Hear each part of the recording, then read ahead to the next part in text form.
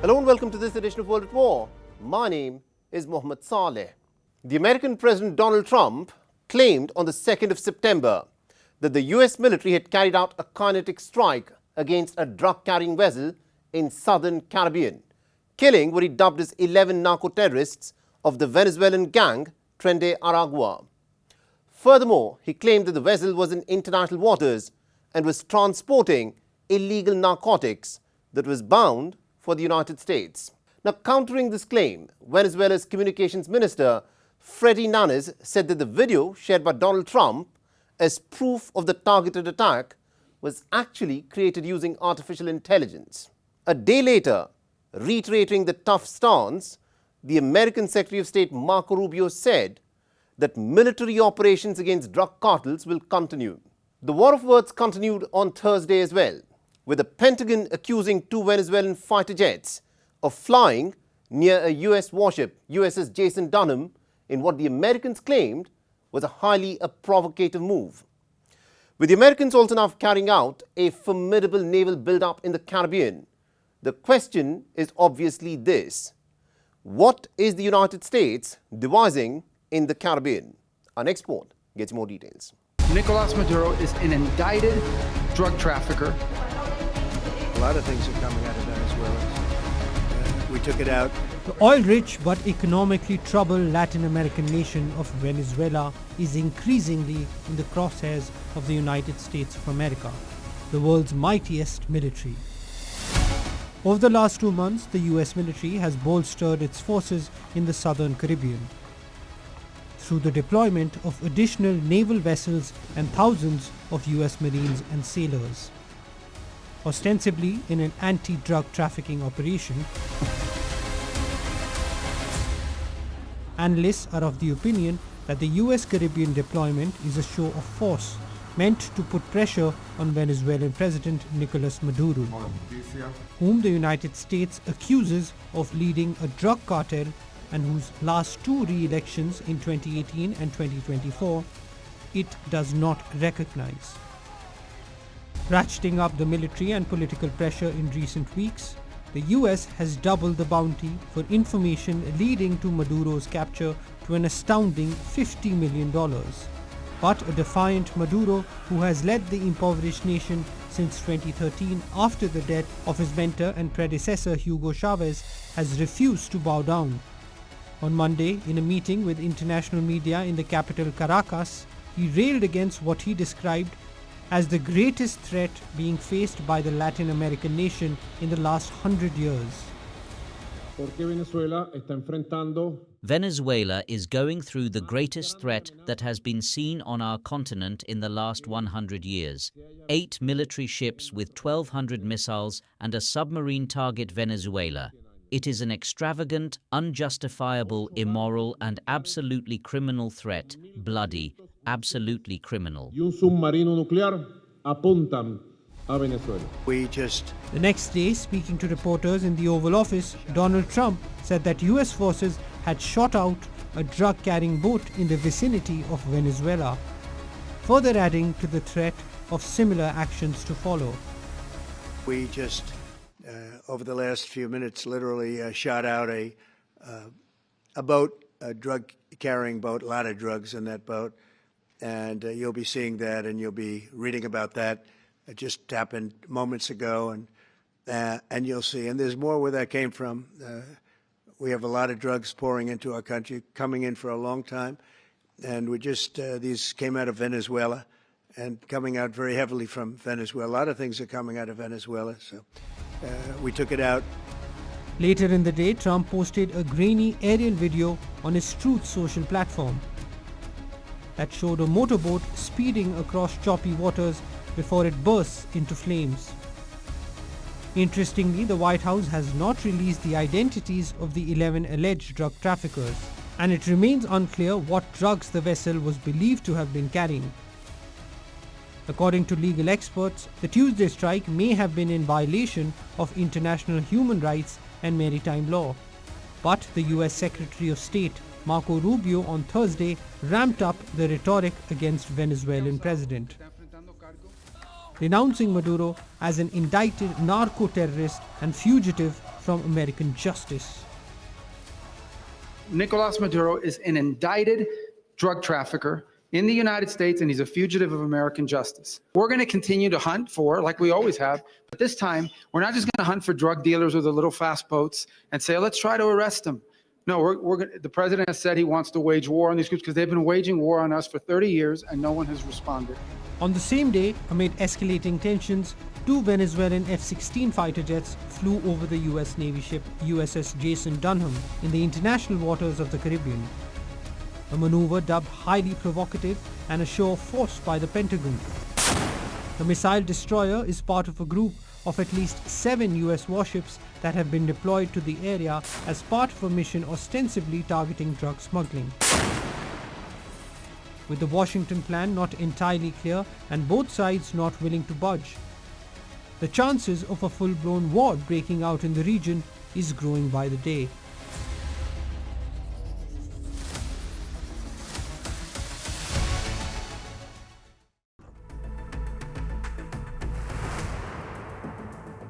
The Israeli Defense Minister Israel Katz has posted on social media that the bolt of the gates of hell is being removed on the Gaza Strip, and the gates of hell will not be closed on Gaza, and the Israeli forces will intensify their attacks in the Palestinian enclave. After 23 months of this mind-numbing violence and relentless bloodletting, in which more than 64,000 Palestinians have been killed, and over 90% of all buildings in the Gaza Strip have been either demolished or destroyed in Israeli bombings, the Palestinians have again been given evacuation orders to move out of their tent encampments in Gaza City. Hamas has agreed to the proposal that was put forth by the mediators for a 60-day ceasefire in exchange for 10 living Israeli hostages in Hamas's captivity. But Netanyahu has been dismissive of any partial ceasefire agreement. Instead, he is now ordered for the mobilization of 40,000 Israeli reservists to militarily take over Gaza City. So what is life like in the war-torn Gaza Strip? Our next report gets you more details.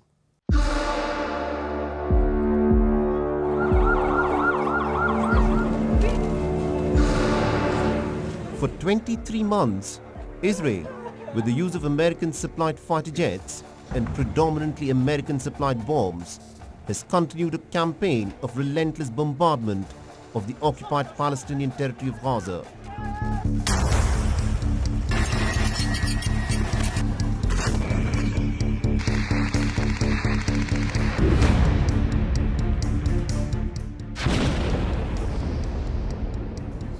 Apartment by apartment, home after Palestinian home, neighborhood after Palestinian neighborhood has been bombed and turned to rubble.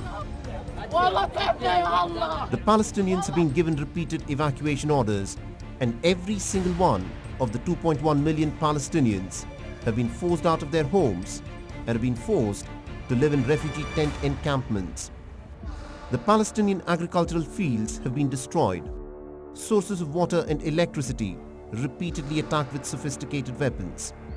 Every single Palestinian school and university in the Gaza Strip has been bombed and reduced to rubble, and yet the war continues. The German playwright Bertolt Brecht in 1939 had rhetorically asked, "Will there be singing in the dark times?" To which he had himself answered, "Yes, there'll be singing about the dark times." And in the Gaza Strip, amidst the pile of rubble and starvation, the Palestinians are still making an effort to educate their children, even when every single one of their schools has been bombed and most of the books and other supplies have been destroyed in the Israeli offensive. Makeshift tents have been turned into classrooms, and children are being given an education.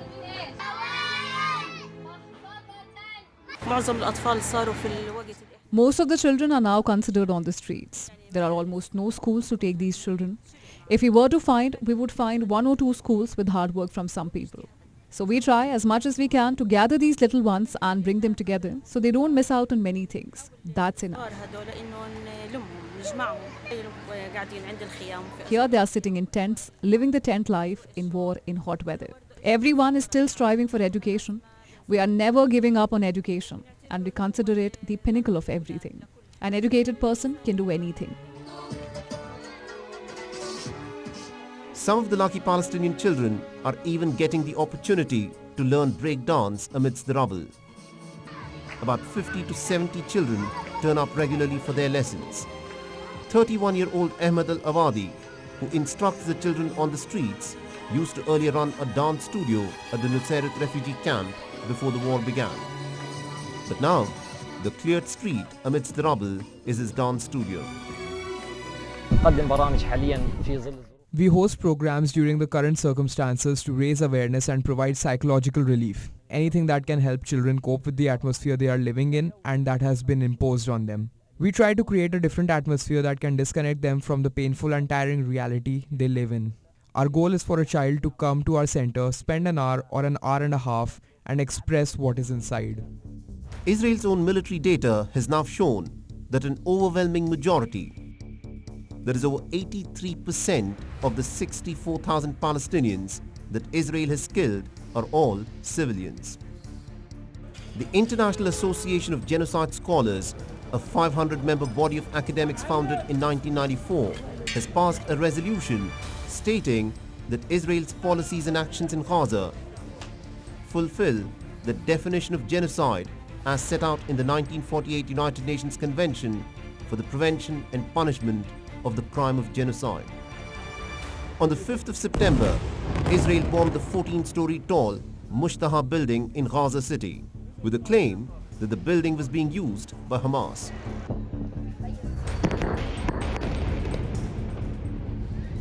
An estimated million Palestinians still live in the Gaza city, despite the Israeli attacks and a crippling blockade on food and other humanitarian supplies. Israel is dropping leaflets with the ultimatum that the Palestinians must flee from Gaza city again, because once the leaflets are dropped, bombs follow. But the Palestinians point out that Israel has repeatedly directed them to go to what it describes as safe zones, then to immediately use its fighter jets and to bomb those very safe zones. In regard to displacement, we were displaced before to the south. There were also martyrs there and bombardment. Wherever we went, there were bombardments. We went from one area to another, from Rafah to Khan Yunis, from Khan Yunis to Deir al-Balla. There were bombardments everywhere. We later came here. It is all the same. All is for nothing. It is enough. Hollywood is now making films on the plight of the Palestinians caught in this bruising war. The Voice of Hind Rajab chronicles the last few harrowing hours of the 6-year-old Palestinian girl, Hind Rajab, who was trapped inside of a car under Israeli fire. The true-life drama focuses on telephone operators from the Palestinian Red Crescent Society, who tried for hours to reassure the trapped Hind Rajab as she begged to be rescued from the car, where her aunt, uncle and her 3 cousins had already been killed by the Israeli soldiers. Days later, the 6-year-old girl's body was found along with those of her relatives in the car. The remains of the 2 dead ambulance workers were also recovered from their bombed-out vehicle. The Israeli Defense Forces initially claimed that their troops had not been within firing range of the car, but independent investigations challenged this assertion. A subsequent United Nations report said that the Israeli forces had destroyed Hind Rajab's car and had also killed the 2 medics who had gone in to try and save Hind Rajab.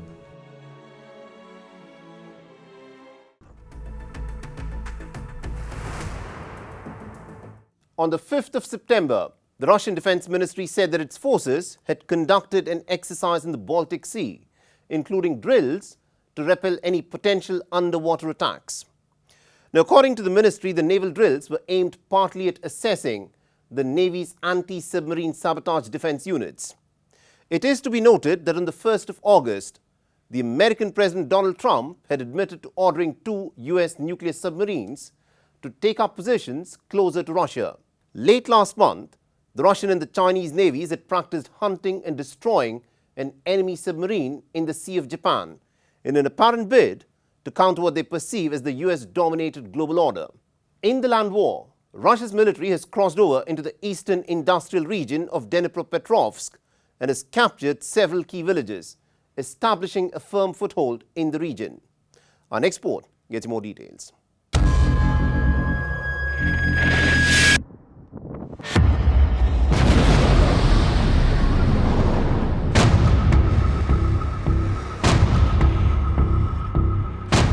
The 3.5-year-long Russia-Ukraine war, despite US President Donald Trump's bluster, is not exhibiting any signs of winding down anytime soon.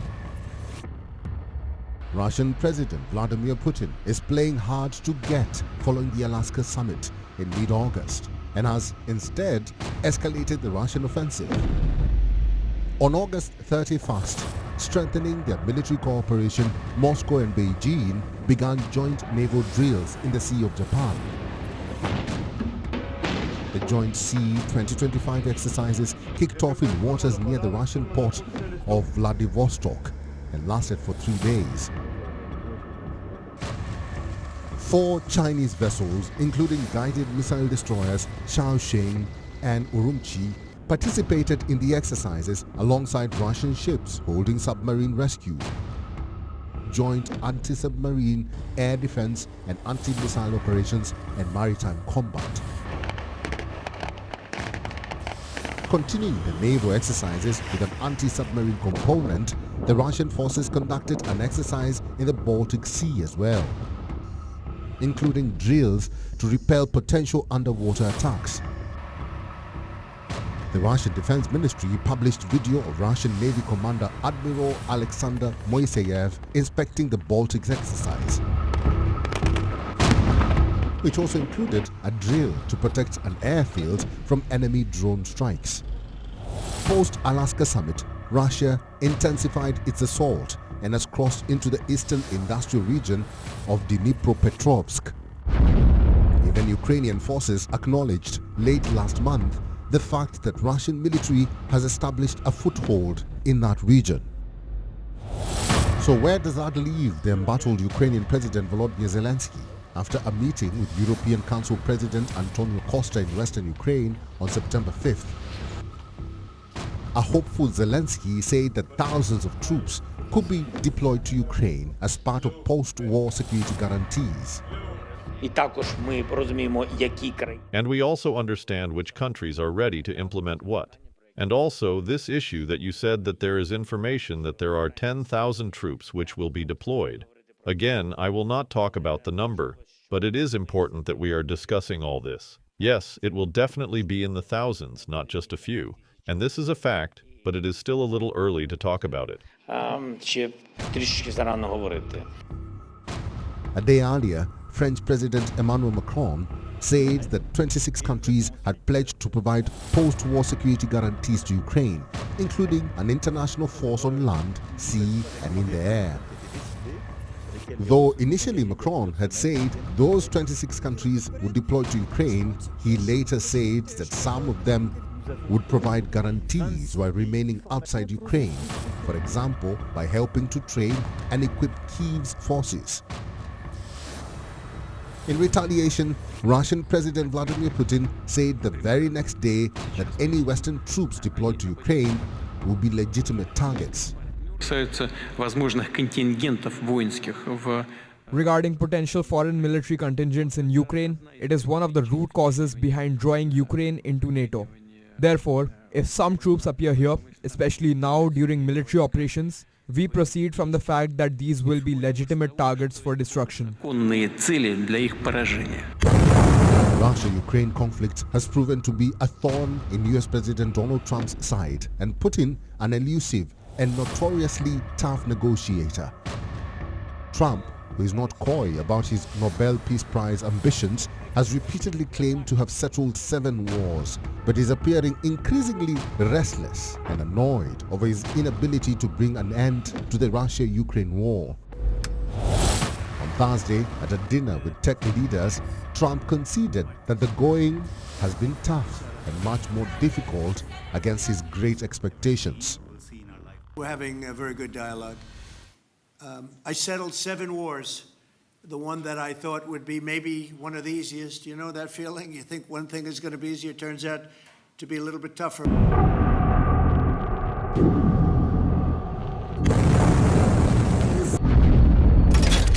The US-led diplomatic bid to bring the war to an end appears to be lagging, but President Trump is still optimistic, or at least giving the appearance of. The big question is, how soon can Donald Trump deliver on his promise of ending the Russia-Ukraine war, and more importantly, what price will Ukraine ultimately end up paying?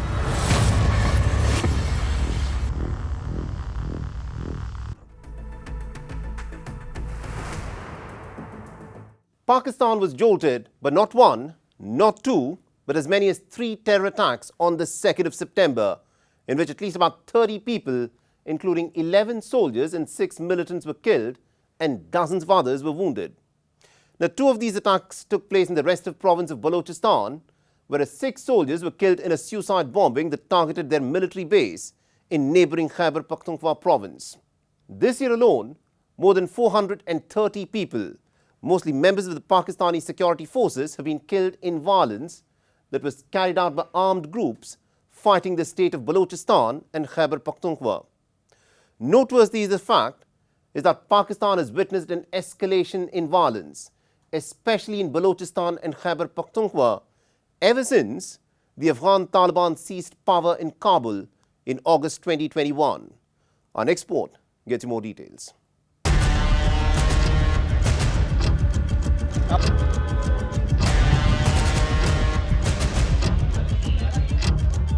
The city of Bannu in the northwestern Khyber Pakhtunkhwa province was rocked early on Tuesday when a suicide bomber rammed an explosive-laden vehicle into the boundary wall of a paramilitary headquarters, thereby enabling 5 more militants to enter the compound. In the ensuing exchange of gunfire that lasted 12 hours, 6 security personnel were killed and 16 others were wounded. 3 civilians were also injured in the assault, claimed by the militant group Ittihad-ul-Mujahideen Pakistan.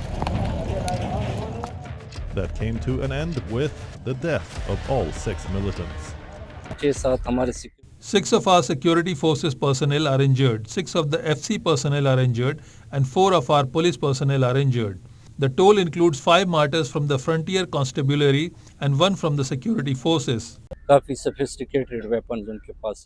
They were heavily armed with sophisticated weapons, including snipers and rocket launchers, and had VHF IDs indicating meticulous planning.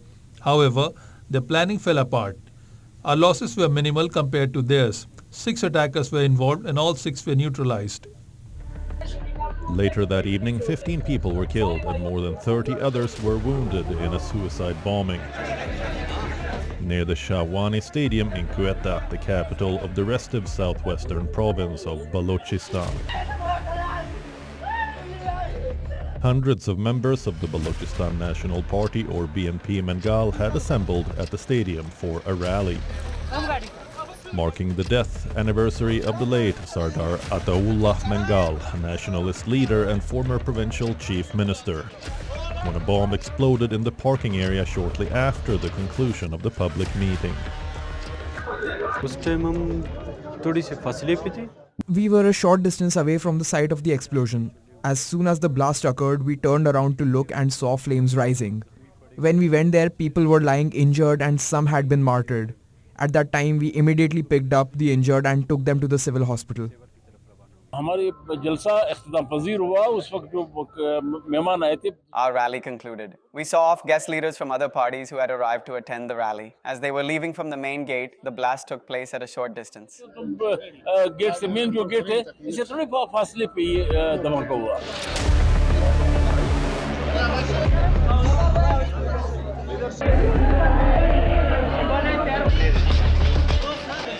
According to the authorities, the suicide bomber could not reach the rally venue due to high security, which mitigated the damage to a large extent. Reportedly, the government had deployed 120 security personnel to the rally for security.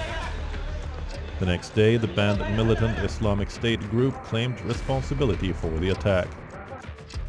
Another attack took place in Balochistan, in which 5 paramilitary personnel were killed and 4 wounded when a homemade bomb exploded as their convoy passed through a district near the Iranian border.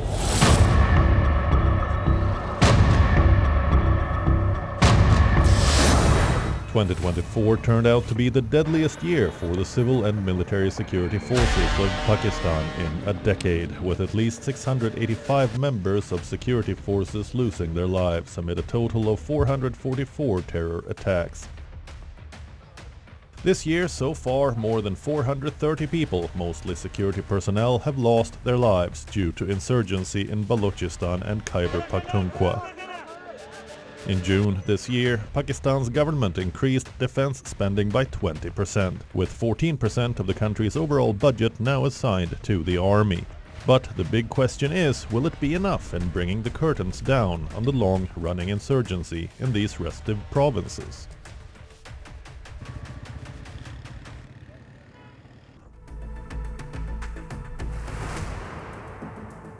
And with that, it's a wrap on this edition of World at War. And if you want to reach out to me with any comments, feedback or suggestions, please feel free to do so on the ID that you're seeing on your screens. I'm your host, Mohammed Saleh, and I'll see you again next week.